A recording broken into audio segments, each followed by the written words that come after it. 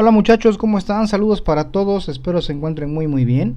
Y bueno, en esta oportunidad vamos a continuar con nuestro programa de atención prehospitalaria desde cero y vamos a abordar un tema supremamente interesante que se llama consideraciones médico-legales. ¿De qué se trata este tema? Bueno, vamos a ver toda la parte legal a la cual tiene que estar apegado el técnico en urgencias médicas y vamos a ver algunos otros aspectos que tienen que ver precisamente con el ejercicio legal de las labores como técnico en urgencias médicas. A lo largo de los siguientes minutos vamos a exponer los siguientes temas. Vamos a hablar de manera muy general sobre el ámbito de la práctica. Vamos a ver cuáles son las responsabilidades legales y éticas del técnico en urgencias médicas. Vamos a ver los diferentes tipos de consentimiento que hay y que debemos obtener de un paciente. Vamos a ver qué sucede si el paciente rechaza el tratamiento. Vamos a hablar también de qué sucedería si somos víctimas de asalto o de agresión. Vamos a ver qué pasa si abandonamos o somos negligentes para atender a un paciente. Vamos a hablar sobre confidencialidad. Vamos a hablar sobre escenas hostiles. ¿Sale? Aquí lo podemos ver. Hay palabras que pues, no tenemos que decir porque luego YouTube nos puede censurar. Y finalmente vamos a ver lo que es la preservación de evidencias y situaciones de notificación. ¿Ok? Bien, vamos entonces a empezar por definir o por conocer de manera muy general el ámbito de la práctica. Representa una responsabilidad legal que se tiene con el paciente, el director médico y el público en general. ¿Vale? Existe una serie de reglas que el personal de atención médica prehospitalaria debe seguir en su actuar cotidiano.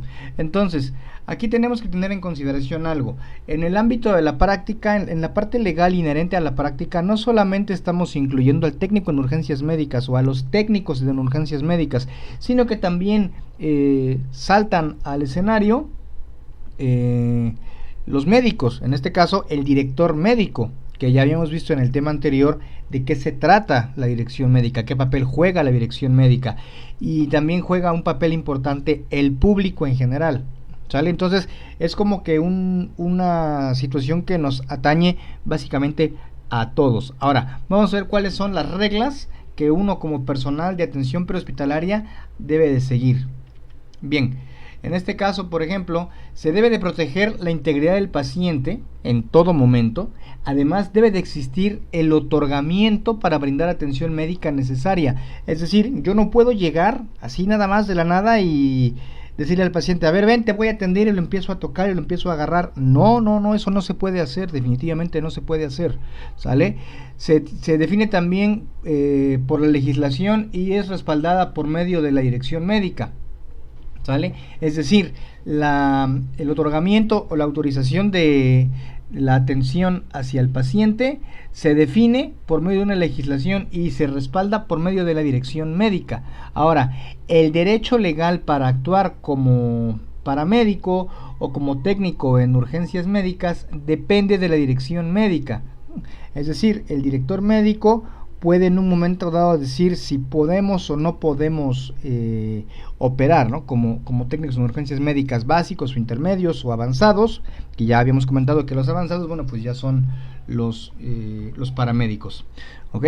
Ahora bien, ¿cuál es la responsabilidad legal dentro de una urgencia? De acuerdo con el artículo 72 del Reglamento de Servicios de Atención Médica de la Ley General de Salud, esto en México, este artículo dice a la letra que se entiende por urgencia todo problema médico quirúrgico agudo que ponga en peligro la vida o un órgano o una función y que requiera atención inmediata. ¿Sale? Entonces, ojo, se entiende por urgencia, no es lo mismo urgencia que emergencia, ¿sale? Entonces, esto lo estamos viendo expreso en el artículo 72 de la Ley General de Salud, ¿sale?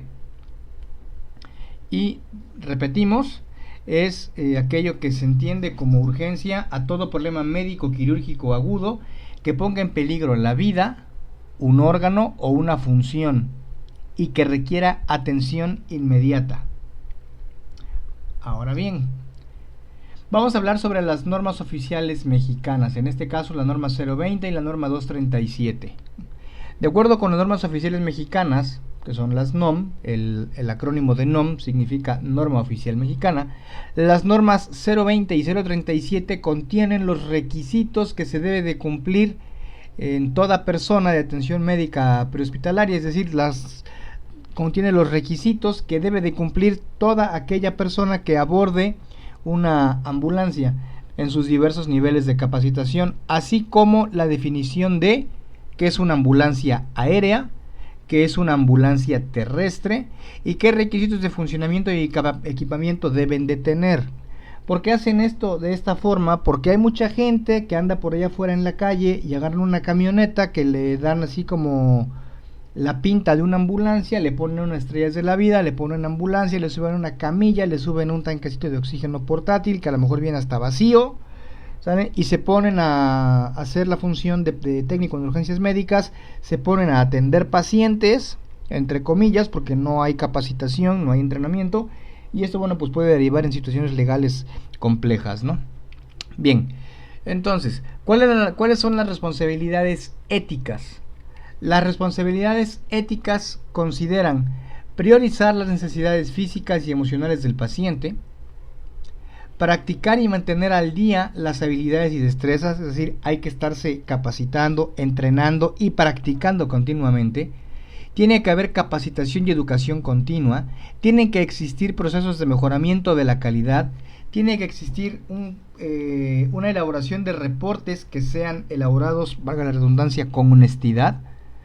Se debe de trabajar de manera armoniosa con otros compañeros y se debe revisar el actuar del técnico en urgencias médicas de forma crítica, es decir, yo tengo que revisar mi actuar y tengo que ser autocrítico y tengo que ser honesto conmigo mismo.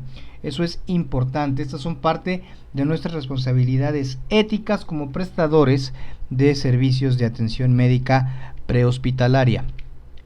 Ahora bien, ¿qué es la ley del buen samaritano? Hay que destacar algo, la ley del buen samaritano en México no existe o no aplica, ¿sale? Ahora bien, existe una ley que se le conoce como ley del buen samaritano y esta ley considera dar protección legal para aquellas personas que deciden ayudar a otros cuando se encuentran enfermos o heridos, aun sin que la persona que ayuda tenga conocimientos de primeros auxilios o de medicina prehospitalaria. En algunos países, por ejemplo en Estados Unidos, esta ley sí tiene un peso y sí aplica. En México, la ley del buen samaritano no aplica.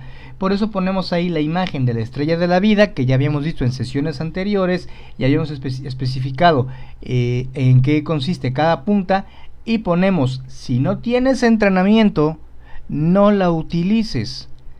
Y mucha gente dirá, pues es que se ve muy bonita. Sí, realmente lo es, pero si no tienes entrenamiento, no la utilices, porque ese emblema es un emblema médico, y ese emblema médico te puede meter en problemas. Ese emblema médico, si no estás entrenado, es una navaja de doble filo. ¿Por qué? Porque si de pronto tú usas este emblema y hay un accidente y alguien te lo ve y te dice, bueno, tú lo traes, métete y ayuda, y tú le dices, no, pues es que yo no sé, entonces, ¿por qué te la pones? ¿No? Te pueden cuestionar. Entonces, si no sabes, ¿por qué la usas? Y si tienes el conocimiento y traes el emblema y aún así dices, no me meto porque no quiero, entonces te consideran una persona negligente. Y de cualquiera de las dos formas te puedes llegar a meter en problemas. Si la traes en una playera, en tu carro, en una chamarra, hay un accidente y te metes y tienes el conocimiento y tienes las habilidades, no pasa absolutamente nada. Pero hay mucha gente que utiliza este emblema nada más porque les gusta o porque se ve bonito o porque combina y lo andan trayendo, cuando la realidad es que no lo deben de utilizar. Es un emblema médico y no se debe utilizar si no se cuenta con el entrenamiento necesario. ¿Por qué? Porque la ley del buen samaritano no existe y luego porque también te puede llegar a meter en problemas legales. Ahora bien, el deber para actuar. ¿Qué es el deber para actuar? Es una obligación moral que todo prestador de atención prehospitalaria tiene y puede ser ejercida cuando se encuentre fuera de servicio. Aunque yo no traiga el uniforme, Yo sigo siendo técnico en urgencias médicas y si hay un accidente y me puedo meter, me meto. Cuando se aborda una ambulancia, con más razón, traes el uniforme, traes los emblemas y traes una unidad, tienes que entrar. Se debe de considerar el manejo de riesgos, se debe contar con entrenamiento y se debe de contar con un seguro de responsabilidad profesional. Hay muchas instituciones que te brindan capacitación y después te emplean, y dentro de los requisitos que te piden es que tengas un seguro. Este seguro es un seguro de vida, por ejemplo, y muchas veces tú pagas la mitad y la institución te paga la mitad. En algunos otros casos, cuando son empresas más grandes, te pagan ellos el seguro de vida y te dan una serie de prestaciones más. Pero de lo que es básicamente obligatorio tener, es que debes de tener consciente que vas a manejar riesgos, que puedes llegar a manejar riesgos. Debes de tener entrenamiento constante, debes estar actualizado y debes de contar con un seguro de responsabilidad profesional, en este caso un seguro que te ampare contra un accidente y un seguro de vida. Es importante tener un seguro de vida también. Ahora bien, ¿se puede fincar alguna responsabilidad? Y en este caso la pregunta es muy sencilla. ¿Realmente a ti como prestador te pueden fincar algún tipo de responsabilidad? Sí. Cuando la atención que se otorga es una mala atención, el personal de atención médica prehospitalaria se le puede fincar responsabilidad penal, es decir, con penas privativas de la libertad. Se le puede fincar responsabilidad civil. Se le puede fincar responsabilidad administrativa y responsabilidad laboral. Como te darás cuenta, realmente desarrollarse en el ámbito de la atención médica prehospitalaria no es nada más saber meter las manos, subirte a la ambulancia y ya, ponerte a atender pacientes. No, implica muchas cosas, implica muchos aspectos que se tienen que tener en consideración. Entonces, por eso es importante contar siempre con entrenamiento, estar practicando, estar al día. ¿Para qué? Para evitar precisamente tener problemas de este tipo. Ahora bien, dentro de la responsabilidad penal, esta se puede fincar por transgredir normas contenidas en el Código Penal, ya sea federal o estatal. A estas acciones se les considera delito. ¿Qué es un delito? Si buscáramos la definición de delito, se define como acto u omisión que se sancionan con normas penales. ¿Sale? Se define como acto u omisión que se sanciona con normas penales, es decir, la ley lo sanciona, la ley lo castiga. Eso es un delito. Entonces, a un prestador de atención médica prehospitalaria se le puede fincar responsabilidad penal cuando transgrede normas contenidas en el Código Penal, ya sea federal o estatal. ¿Sale? También es importante tener en cuenta lo que nos dicen las leyes con respecto al ejercicio de las actividades inherentes a la salud. ¿Para qué? Para estar informados, para no tener problemas posteriormente. Ahora, delitos, hablemos de algunos delitos, por ejemplo, lesiones, negligencia, daños, robo, delitos de índole, aquí dice, ¿ok? Terrorismo y discriminación, ¿sale? Por mencionar solamente algunos. Estos delitos pueden llevar a un prestador de atención médica a situaciones legales importantes. Hay otra cosa que se llama delito profesional. Es el ejercicio indebido y el abandono del servicio público. Eso también implica responsabilidad profesional y técnica, incluyendo profesionistas, técnicos y auxiliares técnicos. O sea, aquí no nada más es de que el doctor se fue, o el enfermero o la enfermera se fue. No, aquí también el técnico en urgencias médicas, si está atendiendo al paciente y de pronto lo deja y se retira y se va porque se le ocurrió dejar abandonado al paciente, ahí tenemos un problema, es un delito profesional. Por eso aquí en el punto 2 nos dice técnicos, ¿ok? Técnicos. Y hablamos de los técnicos en enfermería, de los técnicos en urgencias médicas, etcétera. Bien, ahora, delito profesional en el ámbito médico. Se determina como un delito profesional en el ámbito médico cuando existe abandono del paciente, negación y práctica indebida del servicio médico.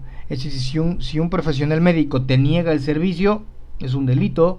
Si realiza acciones indebidas, es un delito. Cuando se suministran medicamentos nocivos o inapropiados, o cuando se ejecutan acciones o procedimientos no autorizados. Por eso yo te mencionaba en sesiones anteriores, no hagas más de lo que debes ni menos de lo que puedes. ¿Por qué? Porque te puedes meter en problemas legales. Si tú sabes que tu paciente, por ejemplo, es un paciente que es candidato para insertarle un tubo endotraqueal, pero no estás autorizado para hacerlo, aunque tengas el equipo, no lo intentes, porque te vas a meter en problemas. Entonces, ¿qué es lo que haces? Pides apoyo del soporte vital avanzado. Viene un técnico en urgencias médicas intermedio, y ese intermedio tú lo asistes, se prepara el paciente y el intermedio sin ningún problema, como está autorizado, lo intuba. ¿Sí? Es cierto que algunas guías te dicen que si conoces el procedimiento lo puedes hacer.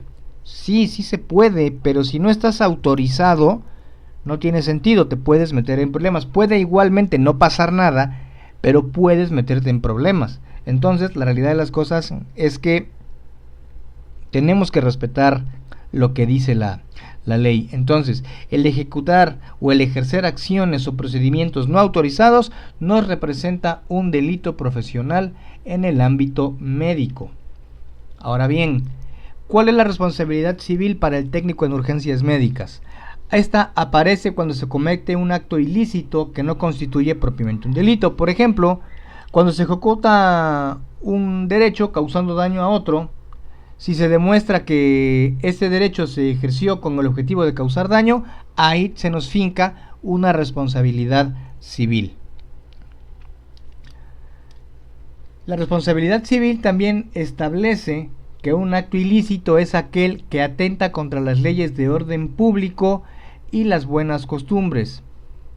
Aquí, por ejemplo, se implican juzgados civiles y penales. Ahora bien, la responsabilidad administrativa. Esta se aplica a servidores públicos. Puede haber, por ejemplo, inhabilitación para desempeño de cargos públicos por tiempo determinado o de forma definitiva. Se puede hacer procedente un juicio de nulidad ante el Tribunal Fiscal con el fin de atacar la suspensión o inhabilitación, y se puede recurrir a un juicio de amparo. Aquí ya estamos hablando de temas un poquito más jurídicos que se ponen de manera muy general en la mesa. No es que un técnico en urgencias médicas se vaya a ver envuelto en esto, pero sí es cierto que se nos puede fincar algún tipo de responsabilidad civil, penal o administrativa. Entonces, lo ideal es básicamente respetar las leyes para no tener ningún tipo de problema. Ahora, ¿cuándo se afincará la responsabilidad? Al personal de atención médica prehospitalaria se le va a afincar responsabilidad cuando exista el deceso derivado de una mala atención, ¿sale? Cuando se genere una incapacidad parcial, total o permanente. Esta puede ser producto de un mal movimiento o de una mala acción. Y cuando el grado de reparación del daño será determinado según lo dispuesto en la Ley Federal del Trabajo. Entonces, aquí, en estos tres puntos, sí se le puede fincar de forma directa responsabilidad al técnico en urgencias médicas. Ahora bien, ¿cuáles son los lineamientos para proceder? Hay algo que se llama orden de no resucitar. No es algo que esté legalmente reconocido en nuestro país, pero hay personas que de pronto traen un dispositivo de alerta médica, que es una plaquita que traen colgada en el cuello, y ahí te dicen no resucitar. Pero como no es algo que esté reconocido en el país, si yo me encuentro a una persona que cae en paro enfrente de mí, a mí no me importa que tenga la placa de no resucitar. Mi obligación y mi deber como técnico en urgencias médicas es proveerle atención médica prehospitalaria, en este caso reanimación cardiopulmonar. ¿Por qué? Porque la tenemos en paro. Si la persona tiene pulso y no ventila, es un paro respiratorio. Tengo que proveerle la atención necesaria para ayudarlo. Traiga o no traiga el dispositivo de alerta que dice no resucitar. Y si lo trae, puedo omitir usar ese dispositivo, o sea, hacer caso a esa alerta y hacer mi trabajo. ¿Por qué? Porque en México no está legalmente reconocida la orden de no resucitar. ¿Ok? ¿Qué es la orden de no resucitar? Una orden de no resucitar u orden de no reanimar, también conocida como permiso de muerte natural, es una orden legal escrita u oral según el país que indica que una persona no desea recibir resucitación cardiopulmonar si a esa persona el corazón le deja de latir. Esto en otros países funciona, es válido. En México no. Entonces, si yo encuentro a una persona que de pronto frente a mí cae al suelo y detecto que no tiene pulso y no ventila, mi deber y mi obligación es darle reanimación cardiopulmonar. ¿Ok? Pero resulta que cuando le descubrimos el tórax encontramos una placa que dice no resucitar o no reanimar. A mí no me importa, yo tengo que hacer mi trabajo y lo voy a hacer. Ahorita vamos a ver por qué. Hay una cosa que se llama consentimiento implícito y consentimiento expresado. Ahorita lo vamos a ver y ahí vamos a poder entender un poquito más al respecto. ¿Sale? Ahora, tenemos algo que se llama consentimiento de atención. ¿Sale?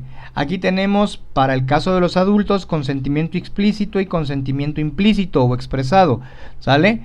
Para poder otorgar atención a un paciente debemos contar con el consentimiento de este. El consentimiento puede ser explícito, o sea, ¿me permites que te ayude? Sí, ayúdame. Y el paciente te dice, sí, no hay problema, ayúdame. Está siendo expresado o explícito. Si el paciente está inconsciente, el consentimiento será implícito. ¿Qué quiere decir esto? Que si el paciente está inconsciente, tú vas a entrar a ayudarlo, vas a entrar a atenderlo y vas a asumir que si estuviera consciente te diría, sí, ayúdame. En el caso de los menores, sí es necesario pedir autorización al padre o al tutor del menor. ¿Sale? Aunque el menor esté consciente, es indispensable o es necesario pedir permiso. Obviamente, si el menor está inconsciente, pues también va a ser consentimiento implícito y te van a decir, ten, atiéndelo, y lo vas a tener que atender, o si lo encuentras en la calle, lo vas a tener que atender. Ahora bien, vamos a ver de manera específica cada uno. ¿Qué es el consentimiento informado? Es la necesidad de explicar al paciente el procedimiento con el fin de obtener su consentimiento por escrito. Es decir, tenemos que decirle al paciente qué es lo que le vamos a hacer. Tenemos que explicarle lo que estamos haciendo y por qué lo estamos haciendo. Hay otra cosa que se llama negativa de atención. Hay algo que hacen los pacientes, que es negarse a recibir ayuda a pesar de haberle explicado el procedimiento por parte de los técnicos en urgencias médicas o de los paramédicos. La negativa de servicio debe obtenerse por escrito. Entonces, dentro del formato de atención prehospitalaria, que es el que traemos en las ambulancias, que se llena con todos los datos del servicio y del paciente, hay un apartado que dice que el paciente, cuando lo firma, él está excluyendo, está liberando al personal de la ambulancia de toda consecuencia civil o penal por haberse negado a recibir atención médica. Entonces, si tú vas a una escena donde el paciente o la paciente se niegan a recibir atención médica, no lo puedes forzar. Le puedes explicar 1, 2 veces, pero si no quiere, no lo forces. Dile, ok, perfecto, no hay ningún problema, mira, solo afírmame aquí para que quede constancia de que yo vine a atenderte y tú te negaste.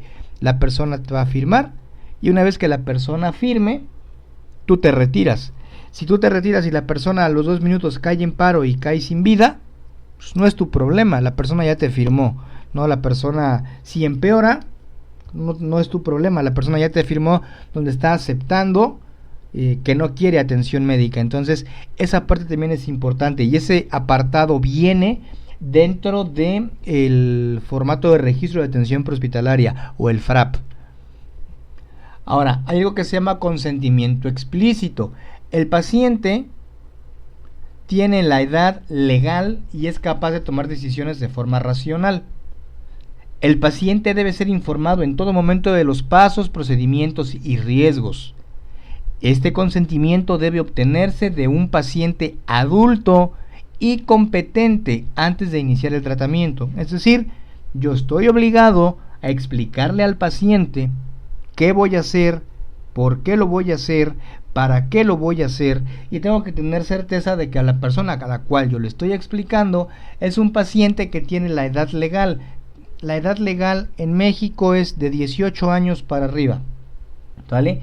Y este paciente, esta persona, se encuentra en capacidad de tomar decisiones de forma racional, es decir, por sí mismo y de forma correcta. Ahora bien, podemos encontrarnos, por ejemplo, adultos con incapacidad mental o, por ejemplo, menores. Los menores no pueden decidir por sí solos. Entonces, cuando se trata de un menor, se requiere consentimiento de un padre o tutor legal. Ahora, el consentimiento es implícito si no existe un padre o tutor legal y existe una emergencia que amenaza la vida. Entonces aquí es igual que con el adulto. Si el paciente es adulto o es menor de edad, se encuentra inconsciente y su vida está en riesgo, lo vas a atender, sin problema, lo vas a atender. Obviamente el hecho de estar inconsciente ya te pone en riesgo la vida, ¿no? Entonces, si el paciente, adulto o menor, lo encuentras inconsciente y no hay un padre legal o tutor, en el caso de un menor, no importa, lo atiendes. Entras, lo atiendes, le haces lo que le tengas que hacer, porque se sobreentiende que ese paciente, si estuviera consciente o si hubiera un padre o tutor, te dirían, atiéndelo, ayúdalo, entonces lo haces, ¿sale? Se debe de conocer la legislación aplicable que define la mayoría de edad en el estado de emancipación. En este caso, en México, la edad legal o la edad en la cual una persona se considera legalmente adulta son 18 años. Entonces, si el paciente tiene 18 años, ya está en edad de decidir. Y si un paciente de 18 años te dice, no quiero que me atiendas, pues no lo atiendes. Pero si un paciente de 16, 17 años te dice, no quiero que me atiendas, no, pues tú no estás, no tienes la edad legal para decidir eso, y tiene que decidir por ti un adulto competente, en este caso un padre o un tutor, ¿sale? Y ahí sí tendría que ser lo que diga el padre tutor. Entonces, si el paciente tiene 17 años y se niega a que lo atiendas, pero el padre tutor te dice atiéndelo, pues toca atenderlo. Si el muchacho de 17 años te dice no me atiendas y el padre tutor te dice no lo atiendas, pues tocará no atenderlo y que te firmen el excluyente de responsabilidades y retirarse. Bien, ahora, hay otra cosa que se llama rechazo al tratamiento. El paciente adulto y competente tiene derecho a rechazar la atención médica y el tratamiento y el transporte. El paciente puede revocar el consentimiento en cualquier momento. Supongamos que el paciente te dice, no quiero que me atiendas, ni quiero que me lleves y ya vete. Te das la vuelta y de pronto el paciente se siente más comprometido, siente un dolor más fuerte, se siente mal, se siente peor de como estaba y te dice, no, ¿sabes qué? Mejor sí atiéndeme, mejor sí ayúdame. Bueno, ahí queda revocado y procedemos y lo atendemos y lo ayudamos, ¿sale? De igual manera, el rechazo debe seguir las reglas de consentimiento explícito.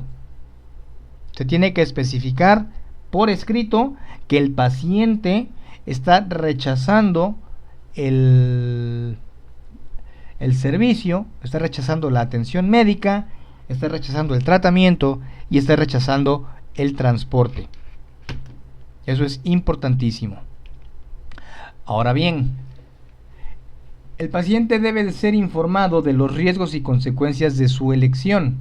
Es decir, si el paciente te dice, no quiero que me atiendas, no quiero que me hagas nada, bueno, te toca explicarle, mire, si no lo atiendo, si no le hacemos tal o cual procedimiento, le puede pasar esto. Se le explica al paciente. Si aún así el paciente insiste en que no lo atiendas, perfecto, no lo atiendes. Si ya el paciente está en el entendido de lo que le puede pasar y aún así se niega, perfecto, debe firmar una forma de rechazo al tratamiento. Esa forma de rechazo al tratamiento también viene incluida en el formato de registro de atención prehospitalaria, en el FRAP, ¿sale? Ahora bien, la documentación es el factor clave para proteger al personal de atención médica prehospitalaria en caso de una situación de esta naturaleza. ¿Por qué? Porque si el paciente no te firma y tú te retiras, van a decir, pues no lo quiso atender y fue negligencia.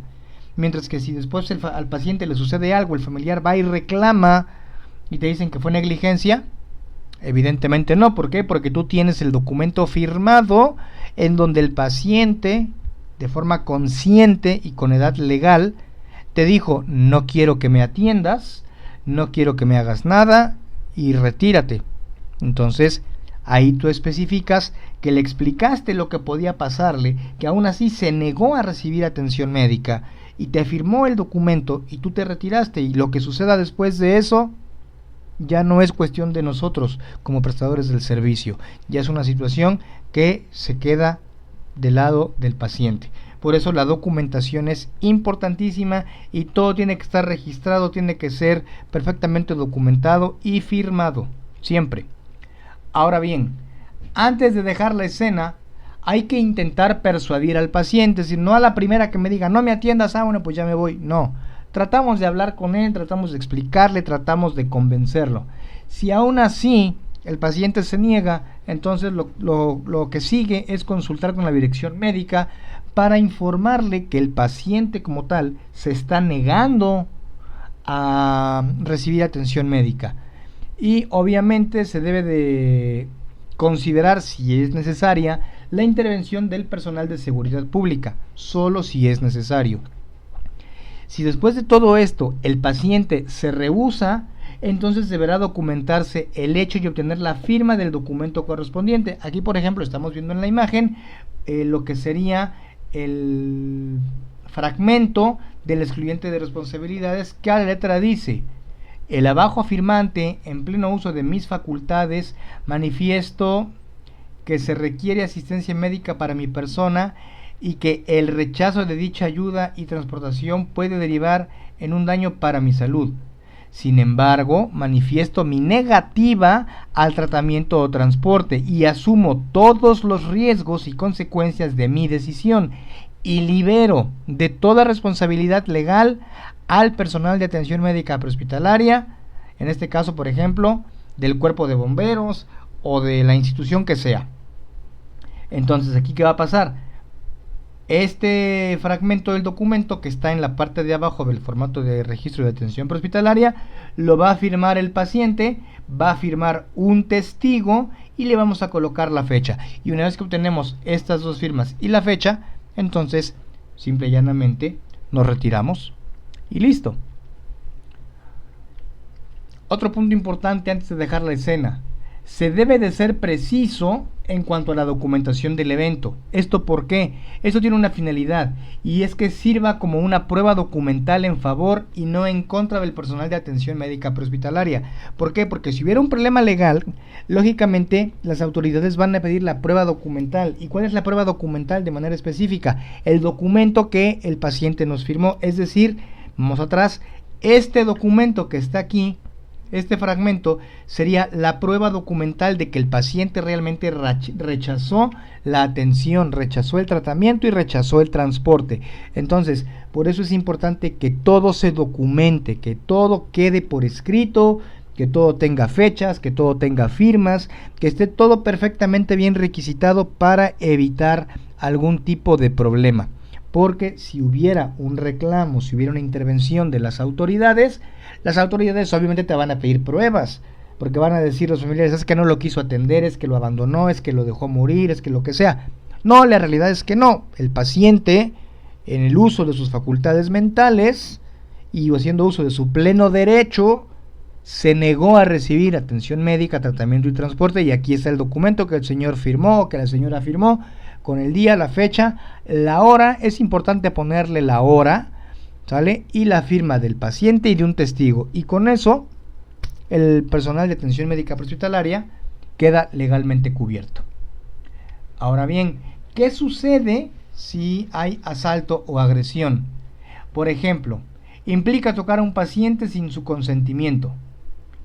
También implica presentar atención de emergencia cuando el paciente no ha dado su consentimiento. Aquí, por ejemplo, si hay un asalto, si hay una agresión, si se tiene que tocar al paciente, se tiene que atender al paciente ya, pues lo vamos a hacer, ¿no? Ya después tendremos que documentar toda la situación, pero tendríamos que hacerlo, ¿sale? Hay que prestar atención médica cuando el paciente no ha dado su consentimiento, o tocar al paciente cuando éste tampoco ha dado su consentimiento. ¿Pero por qué? Por la necesidad imperiosa del escenario.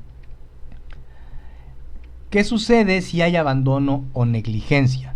Se considera abandono de manera puntual al hecho de concluir la atención médica del paciente sin antes asegurar la continuidad con el mismo nivel de entrenamiento o un nivel superior. Es decir, no puede llegar un técnico en urgencias médicas básico, atender al paciente y después decirle a un primer respondiente, ahí te lo dejo, lo sigues atendiendo. Eso no se puede hacer. Puede llegar, por ejemplo, un técnico en urgencias médicas básico y puede atender al paciente. Si al ratito llega otro básico, le transfiero al paciente y lo atiende. Si está el básico atendiendo y llega un intermedio, se lo puedo transferir al intermedio. El intermedio no se lo puede transferir al básico porque tiene un entrenamiento menor. Si viene un intermedio y llega un avanzado, el intermedio puede transferir el paciente al TUM avanzado, pero un TUM avanzado no puede dejar un paciente en manos de un intermedio y mucho menos de un básico. ¿Por qué? Porque si te das cuenta, aquí nos está diciendo que el paciente debe de quedar en manos de personal que tenga el mismo nivel de entrenamiento o un nivel superior. ¿Ok? Ahora, ¿cuándo se considera negligencia? Se considera negligencia a la desviación del estándar aceptado de atención que resulta en una lesión hacia el paciente. Es decir, si yo genero una lesión al paciente producto de una mala atención, se considera negligencia.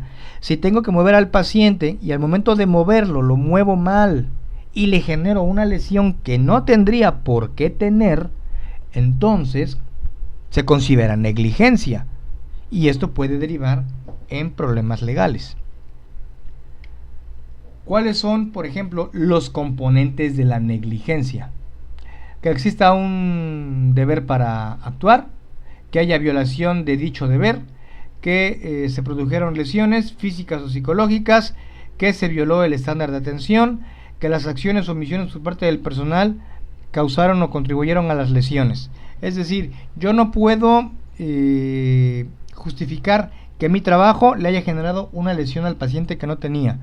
No puedo modificar el protocolo de atención. No puedo, esto no lo hago, esto sí lo hago. Eso no lo podemos hacer. No puedo generar lesiones físicas o psicológicas. ¿Ok?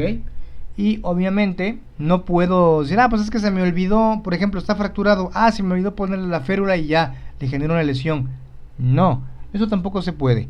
Porque todo esto son componentes de la negligencia y la negligencia como tal nos va a llevar a situaciones legales, a problemas legales.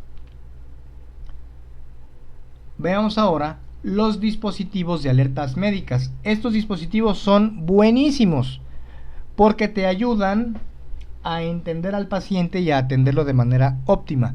Son pulseras, collares, tarjetas o plaquitas que se traen en las cadenas en el cuello que tienen impresa la condición del paciente. Esos dispositivos pueden indicar que el paciente es alérgico a algún medicamento, que sufre de epilepsia, que sufre de diabetes, que es donador de órganos. Aquí podría también estar implícito el mensaje que veíamos hace un momento de no resucitación, que ya dijimos que en México no aplica. Pero por ejemplo, si tú encuentras a un paciente que de pronto cae inconsciente y resulta que él es alérgico a la penicilina o a la terramicina o a las sulfas, pues ya sabes que ese tipo de medicamentos no se los puedes pasar, ¿no? ¿Por qué? Porque lo comprometes. Entonces, un dispositivo de alerta médica básicamente es un dispositivo que brinda datos de la condición médica de una persona, y esto a nosotros como técnicos en urgencias médicas nos resulta de gran utilidad porque nos ayuda a atender al paciente de manera óptima, de manera correcta. Vamos a ver entonces ahora algunas situaciones especiales de notificación. Existen situaciones que deben ser notificadas, como por ejemplo abuso. Aquí tenemos abuso. Aquí hay un abuso más fuerte. ¿Sí? Exposición a enfermedades contagiosas, reglamentos para sujeción e incapacidad mental. Este tipo de cosas deben de ser notificadas. ¿Para qué? Para evitar situaciones legales en todo momento. Bien, si tienes hasta aquí alguna duda, o alguna pregunta nos la puedes expresar en la caja de comentarios. Te voy a dejar también en la descripción del video todos nuestros datos por si tú estás interesado en ingresar a nuestra academia para formarte como técnico en urgencias médicas, o si estás interesado en obtener la certificación de alguna competencia laboral inherente a la salud, ya sea atención prehospitalaria a nivel básico, auxiliar de enfermería, o si quieres formarte como evaluador de competencias, como instructor, etcétera. Tenemos varias competencias que podemos ofrecerte. Ahí en la descripción vas a encontrar el correo electrónico y el número telefónico al cual tú te puedes comunicar para que te brindemos toda la información necesaria. Sin más, agradezco tu tiempo y nos vemos en el siguiente video. Hasta luego.